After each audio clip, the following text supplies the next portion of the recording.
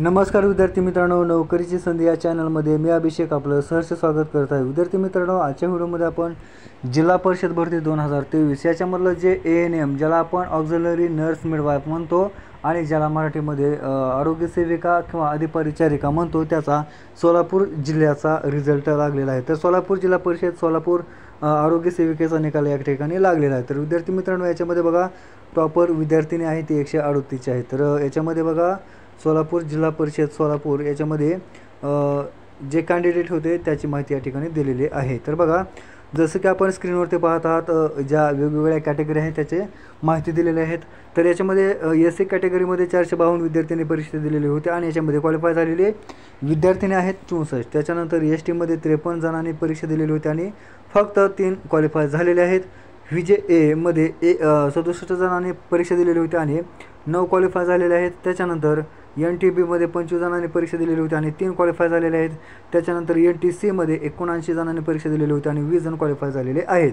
त्याच्यानंतर NTD याच्यामध्ये 70 जणांनी परीक्षा दिलेली होती आणि 5 जण क्वालिफाय झालेले आहेत। त्याच्यानंतर SBC मध्ये 57 जणांनी परीक्षा दिलेली होती आणि 4 क्वालिफाय झालेले आहेत।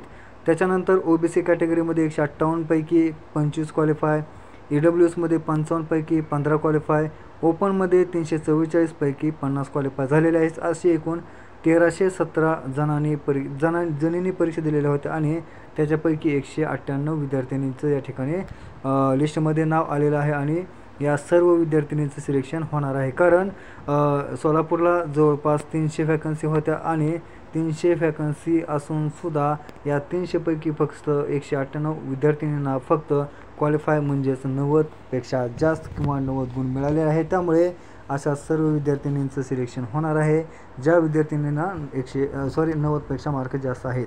तर विद्यार्थी मित्रांनो, सोलापूर जिल्हा परिषद आरोग्य सेविकेचा निकाल लागलेला आहे। तर आजच्या व्हिडिओमध्ये एवढीच माहिती द्यायची होती। आपल्याला व्हिडिओ कसा वाटला हे आपल्या कमेंट बॉक्समध्ये नक्की कळवा। सोबत आपला चॅनल सबस्क्राईब करा, आपला चॅनल जास्तीत जास्त मित्रांपर्यंत शेअर करा, जेणेकरून अशाच प्रकारचे नवनवीन व्हिडिओ त्यांना भेटत राहतील। सोबत आपण कोणत्या जिल्हा परिषदेमध्ये आरोग्य सेविकासाठी फॉर्म भरलेला होता आणि आपल्याला अंदाजित मार्क किती असू शकतात आणि आपण कोणत्या कॅटेगरीमधून फॉर्म भरलेला होता हे कमेंट बॉक्समध्ये नक्की कळवा। भेटूया अशाच प्रकारच्या नवीन व्हिडिओमध्ये। तोपर्यंत जय हिंद, जय महाराष्ट्र।